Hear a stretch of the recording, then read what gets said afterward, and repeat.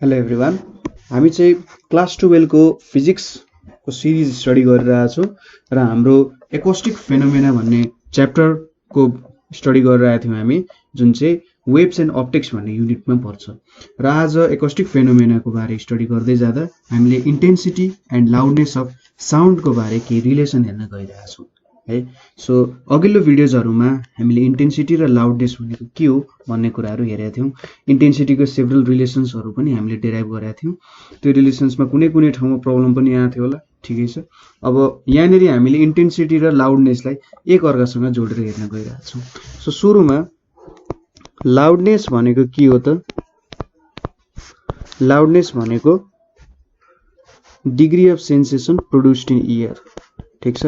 कुनै पनि साउन्ड आइपुग्यो भने, हाम्रो इयरमा आइपुग्यो भने कति त्यसले सेन्सेसन दिन्छ त? त्यसलाई के भन्छ त?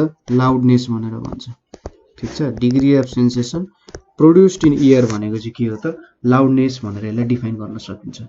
अब हामीले के पढाएको थियौँ? लाउडनेस केमा डिपेन्ड गर्छ? लाउडनेस डिपेन्ड्स अन इन्टेन्सिटी, हैन त? लाउडनेस हाम्रो इन्टेन्सिटीमा डिपेन्ड गर्छ है। अब इन्टेन्सिटी भनेको हाम्रो कज हुन्छ हैन, र लाउडनेस भनेको हाम्रो इफेक्ट हुन्छ। इन्टेन्सिटीको कारण के हुन्छ त? त्यहाँनिर लाउडनेस आउने हो। तर जब हामी लाउडनेस र इन्टेन्सिटीको रिलेसनसिप हेर्छौँ नि, यिनीहरू चाहिँ लिनियर हुँदैनन्। सपोज मैले लाउडनेसलाई एल लेखेँ र इन्टेन्सिटीलाई आई लेखेँ भने यिनीहरूको जुन हामी डिपेन्डेन्सी हेर्छौँ नि एकअर्कासँग, त्यो चाहिँ के हुन्छ? नट लिनियर, ठिक छ। इन्टेन्सिटी बढ्यो भने लाउडनेस पनि बढ्छ हैन, तर जति मात्रामा इन्टेन्सिटी बढ्यो त्यति मात्रामा के हुन्छ त? लाउडनेस बढ्दैन, ठिक छ। कुरा बुझ्यौँ होला।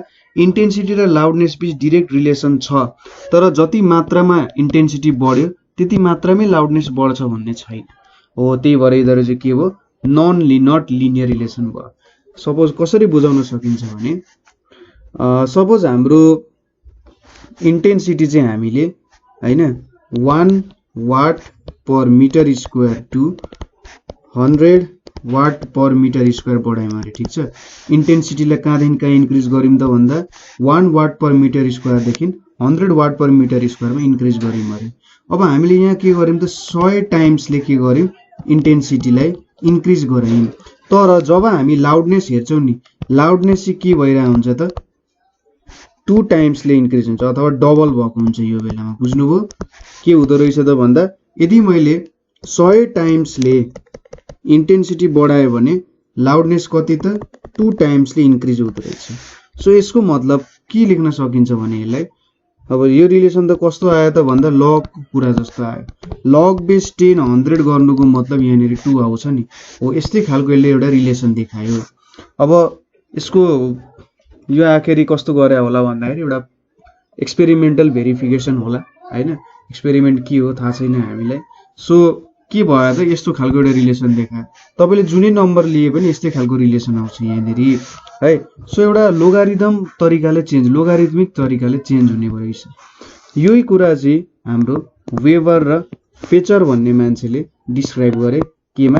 वेबर फेचर ल भनेर यो कुरालाई ल भयो एउटा। यो लले चाहिँ के भन्छ त भने, लाउडनेस अफ अ साउन्ड भनेको loudness of a sound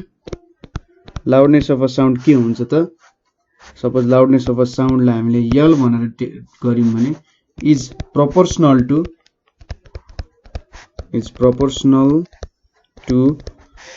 the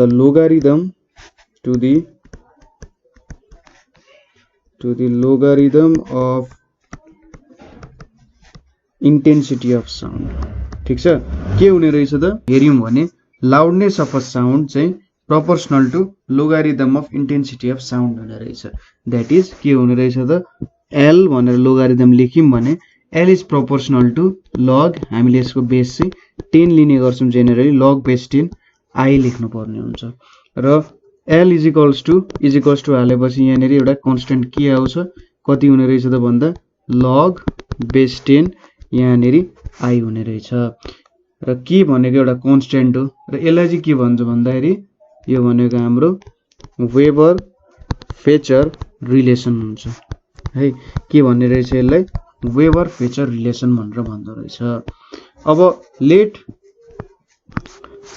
यहाँनिर हामी के सपोज गर्छौं भन्दा let I naught be threshold of hearing. Threshold of hearing, threshold of hearing भनेको के हो त, तपाईले जब आई नट छ नि, आई नटले के दिन्छ त तपाईको कानले सुन्न सक्ने, ह्युमन इयरले सुन्न सक्ने सबसे मिनिमम इन्टेन्सिटी अफ साउन्ड कति हो भनेर दिन्छ। सो सबसे मिनिमम इन्टेन्सिटी अफ साउन्ड सुनिने भनेको आई नट हो, जसलाई चाहिँ थ्रेसहोल्ड अफ हियरिङ भनेर पनि भनिन्छ। ठीक छ, आई नट भन्दा जब इन्टेन्सिटी तल जान्छ साउन्डको त्यसपछि हामीले साउन्ड सुन्न सक्दैनौं। So suppose intensity I naught हुँदाखेरि लाउडनेस के हुन्थ्यो अरे एल नट भनेर मानौं। ठीक छ, ठीक छ, जब आई नट हुन्छ let I naught be threshold of hearing then loudness for the corresponding threshold of hearing is L naught. So therefore हामीले के लेख्न सक्यौं, यसलाई यहाँ माथिको रिलेसनलाई हामीले इक्वेसन 1 भनेर लेखौं। अब के हुन्छ L naught is equals to k log base 10 I naught हुने रहेछ। यसलाई हामीले इक्वेसन 2 भनेर मानौं है, बुझ्नुभयो होला। अब इक्वेसन 1 र 2 लाई सबट्र्याक्ट गरौं। सबट्र्याक्टिङ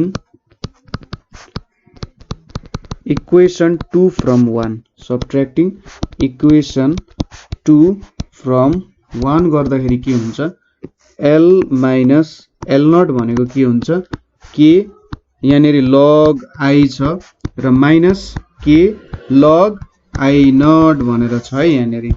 सो अब यो दुईटा सबट्र्याक्ट गरियो र यहाँनिर के आउँछ हेर्नु त L minus L naught is equals to के यहाँनिर log I minus log I naught हुने भयो हैन।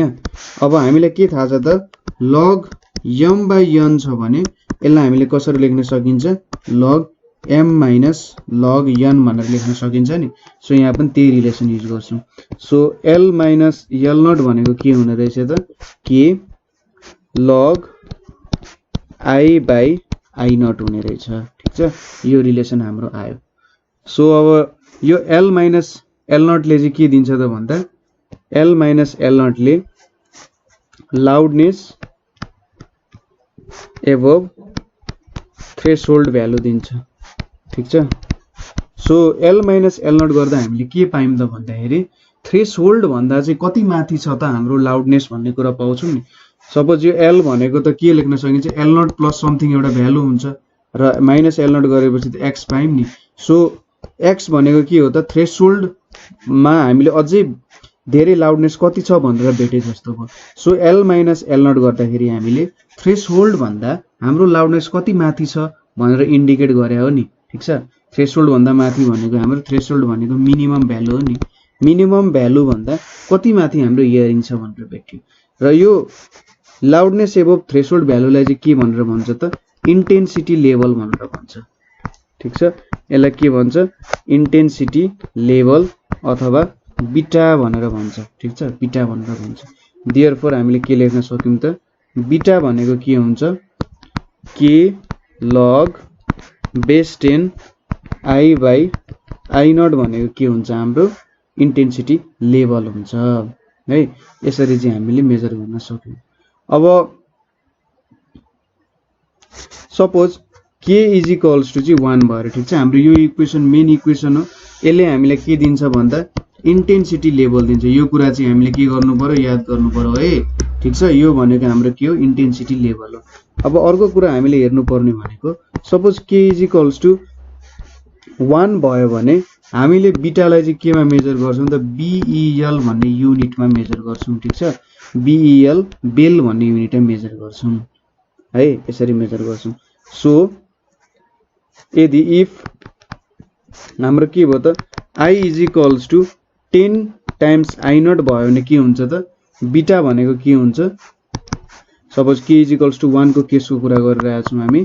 के इज इक्वल्स टु 1 भयो भने अनि अब बिटा भनेको लग बेस 10 आई भनेपछि 10 I naught by I naught हुन्छ। यसको मतलब यहाँ के आयो लग बेस 10 10 छ, 10 लाई कति पावरमा रेज गर्दा 10 आउँछ भन्दा 1। सो यसले मलाई के दिन्छ त 1 बेल दिन्छ। सो 1 बेल भनेको चाहिँ के रहेछ त भन्दा थ्रेसहोल्ड अफ हियरिङ भन्दा थ्रेसहोल्ड अफ हियरिङ जुन छ हाम्रो थ्रेसहोल्ड अफ हियरिङ I0 भन्दा कति त 10 टाइम्स चाहिँ इन्टेन्सिटी हुनु ठीक छ जब k = 1 हुन्छ र हाम्रो इन्टेन्सिटी जुन छ त्यो चाहिँ 10 टाइम्सले थ्रेसहोल्ड अफ हियरिङ छ भने त्यसलाई के भन्छ त 1 बेल भनेर भनिन्छ सो अब बेल भनेको चाहिँ एकदमै ठूलो युनिट हुने रहेछ ठीक छ सो बेल भन्दा हामी सानो युनिट डेसिबल युज गर्छौं DECIBEL यसलाई चाहिँ dB भनेर लेख्छ सो 1 बेल भनेको चाहिँ कति हुन्छ त 10 dB हुन्छ ठीक छ एक बेलमा 10 डेसिबल हुन्छ सो हामीले के लेख्न सक्यौं त भन्दा सपोज यहाँनेरि हामीले के भेटेको थियो हाम्रो इक्वेसन के थियो B = log base 10 I/I0 यो त बेलमा हुन्छ नि त युनिट अब 1 बेल भनेको 10 dB हो so B beta = log base 10 I/I0 1 बेल यसलाई मैले इन्टु 1 बेल लेख्न सक्छु सो यो भनेको 10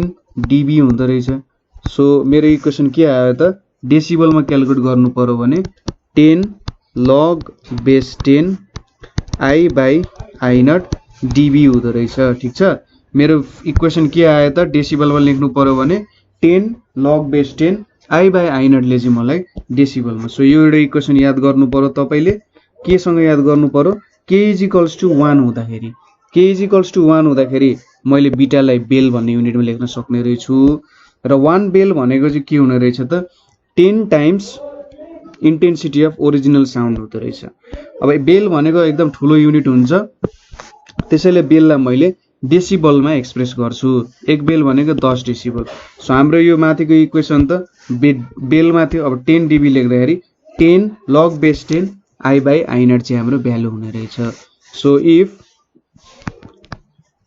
I = 10 टाइम्स I0 भयो अरे ठीक छ अब डेसिबलमा हामी क्याल्कुलेट गरौँ के हुन्छ त बीटा = 10 log base 10 10 I0/I0 हुन्छ यो भनेको कति आयो त यहाँनेरि 10 यहाँनेरि dB छ है सो 10 log base 10 यहाँनेरि 10 dB आउने भयो सो बीटा भनेको कति आउने भयो त 10 dB आउने भयो सो हाम्रो इन्टेन्सिटी लेभल चाहिँ 10 dB आउने रहेछ हाम्रो इन्टेन्सिटी 10 dB आउनुको मतलब के हो त भन्दा हाम्रो थ्रेसहोल्ड भन्दा 10 टाइम्सले I ज्यादा छ त्यो बेलामा के आउने रहेछ हाम्रो I को भ्यालु आउने रहेछ ठीक छ सो 10 dB हुनु भनेको के रहेछ त भन्दा हाम्रो इन्टेन्सिटी जुन छ त्यो चाहिँ थ्रेसहोल्ड इन्टेन्सिटी भन्दा 10 टाइम्सले ज्यादा रहेछ भनेर भन्नु जस्तो हो है अब अर्को कुरा हामीले हेर्नु पर्ने भनेको सपोज इफ log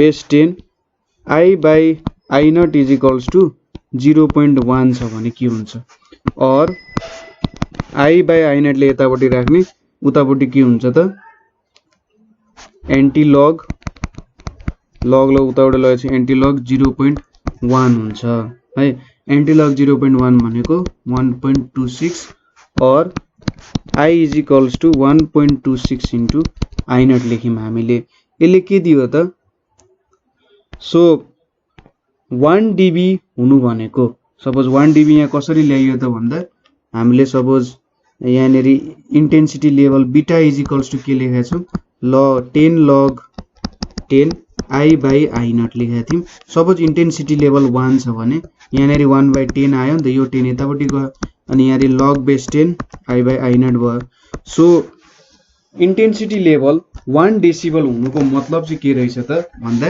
हाम्रो थ्रेसहोल्ड भन्दा 1.26 टाइम्सले I बढी हुँदो रहेछ ठीक छ 1 डेसिबल हुनुको मतलब हाम्रो थ्रेसहोल्ड भन्दा 1.26 टाइम्सले चाहिँ के हुनु पर्ने रहेछ इन्टेन्सिटी ज्यादा हुनु पर्ने रहेछ त्यसैगरी 10 dB हुनु भनेको के रहेछ त हाम्रो I0 भन्दा I चाहिँ 10 टाइम्सले ज्यादा रहेछ भन्नु जस्तो हो। सो यहाँबाट अब के रहेछ त I माइनस I0 गरियो भने के आउँछ त I भनेको हाम्रो 1.26 I0 माइनस I0 छ यहाँनेरि, यो भनेको 0.26 I0 हो अथवा 26% अफ I0 भयो। सो यहाँबाट के देखाउन सकिन्छ त यदि हाम्रो I0 भन्दा 26% ले हाम्रो इन्टेन्सिटी इन्क्रिज भयो भने के हुन्छ त हाम्रो इन्टेन्सिटी लेभल चाहिँ 1 dB ले इन्क्रिज भयो भन्न सकिन्छ। ठीक छ, जति हाम्रो थ्रेसहोल्ड अफ हियरिङ छ त्यो भन्दा 26% ले इन्क्रिज भयो भने चाहिँ हाम्रो इन्टेन्सिटी लेभल के हुने रहेछ 1 डेसिबल ले इन्क्रिज भयो भन्न सकिने रहेछ। अब यहाँनेरि हामीले कुरा बुझ्यौं होला। सपोज हामीले के थाहा पायौं त भन्दा 1 dB को थाहा पायौं, त्यसैगरी अरु बेग्लै बेग्लै इन्टेन्सिटीहरु छ हैन। यहाँनेरि तपाईहरुले अब टेबलहरुमा हेर्न सक्नुहुन्छ। सपोज थ्रेसहोल्ड अफ पेन भनेर छ, थ्रेसहोल्ड अफ पेन भनेर छ एउटा कुरा। थ्रेसहोल्ड अफ पेन भनेको चाहिँ तपाईले त्यो साउन्ड भन्दा बेसी तपाईको इन्टेन्सिटी भयो भने के हुन्छ तपाईलाई पेन हुन थाल्छ। सो थ्रेसहोल्ड अफ पेन भनेको I भनेको 1 वाट पर मिटर स्क्वायर मा हुन्छ। सो अब बीटा भनेको कति हुन्छ त लग सरी यहाँ अगाडि 10 पनि छ 10 लग बेस 10 I बाइ I0 हाम्रो फर्मुला। यहाँनेरि 10 लग बेस 10 यहाँनेरि कति आयो 1 आयो, तलतिर 10 टु द पावर माइनस 12 छ। हाम्रो थ्रेसहोल्ड अफ हियरिङ भनेको चाहिँ 10 टु द पावर माइनस 12 हो। सो यहाँनेरि कति आयो लग सरी 10 लग बेस 10 यहाँनेरि 10 टु द पावर 12 आइपुग्यो है। सो यहाँनेरि कति आयो त 12 इन्टु 10 आयो, 10 तल झर्छ। सो 120 dB आयो। सो यसको मतलब के हुने रहेछ त यदि हाम्रो इन्टेन्सिटी लेभल चाहिँ हैन हाम्रो इन्टेन्सिटी लेभल चाहिँ 120 dB भन्दा ज्यादा भयो भने के हुन्छ त भन्दा त्यो चाहिँ थ्रेसहोल्ड अफ पेन मा पर्छ। ठीक छ, बुझ्नु भयो होला कुरा। सो यसरी चाहिँ तपाईहरुले भेट्न सक्नुहुन्छ। तपाईलाई क्वेशनमा के सोधिरा हुन्छ, तपाईलाई बेलमा सोधेको हुन सक्छ। तपाईले बेललाई केमा कन्भर्ट गर्नु पर्यो, यो फर्मुलाका लागि कन्भर्ट गर्नु पर्यो। 1 बेल इज इक्वल्स टु 10 dB मा कन्भर्ट गर्नु पर्यो। र कहिलेकाहीँ चाहिँ लाउडनेसहरु पनि दिन सके हुन सक्छ र लाउडनेसहरु दिँदाखेरि L माइनस L0 गर्नु पर्यो। हाम्रो इन्टेन्सिटी लेभल बीटा भनेको के हो त L माइनस L0 हो। त्यसरी तपाईले न्यूमेरिकलहरु गर्न सक्नुहुन्छ र विभिन्न भ्यालुहरु हुन्छ हैन। सपोज हाम्रो intensity level 10 to the power minus 12 देखि 10 टु द पावर माइनस 11 भयो भने यो चाहिँ 10 dB ले बढ्छ। ठीक छ, यसरी बढ्दै बढ्दै बढ्दै बढ्दै जाने हो। Suppose 10 to the power minus 12 देखि 10 टु द पावर माइनस 10 भयो भने कति हुन्छ त यहाँनेरि 20 डेसिबल हुन्छ। यसरी बढ्दै बढ्दै जान्छ। यहाँनेरि त कति छ त 10 टाइम्सले इन्क्रिज भयो, यहाँनेरि 100 टाइम्सले इन्क्रिज भयो। 10 टाइम्सले इन्क्रिज गर्दा 10 डेसिबल, 100 टाइम्सले इन्क्रिज गर्दा 200 डेसिबल, 1000 टाइम्सले गर्नु हो भने 30 डेसिबल, 1 लाखले गर्नु भयो 10,000 ले गर्नु हो भने 40 डेसिबल। यसरी नै बढ्दै बढ्दै बढ्दै भ्यालुहरु जान्छ। सो हामीलाई मेन कुराहरु चाहिने भनेको चाहिँ यति नै कुराहरु हो है। सो आज हामीले intensity and loudness of sound को बारेमा स्टडी गर्यौं। त्यसैगरी यसको विभिन्न युनिटहरुको बारेमा स्टडी गर्यौं। सो मलाई लाग्छ बुझ्नु भयो होला। बुझ्नु भएन भने चाहिँ तपाईहरुले हामीलाई कन्ट्याक्ट गर्न सक्नुहुन्छ। कति नम्बरमा कन्ट्याक्ट गर्ने त भन्दा 9849595895 मा तपाईलाई के क्वेरीजहरु भयो अथवा तपाईलाई पनि के कन्ट्रिब्युसन गर्न मन छ भने यो नम्बरमा कन्ट्रिब्युट गर्न सक्नुहुन्छ। भन्न सक्नुहुन्छ कि मलाई यो सब्जेक्टमा कन्ट्रिब्युसन गर्न मन छ हैन। सो अर्को भनेको तपाईले चाहिँ जोइन गर्नुहुन्छ, हामीले ग्रुपमा जोइन गर्न सक्नुहुन्छ, नेपाल अनलाइन स्कुलमा जोइन गर्न सक्नुहुन्छ, आफ्नो क्वेरीजहरु राख्न सक्नुहुन्छ। सो आजको लागि यति नै। Thank you for watching.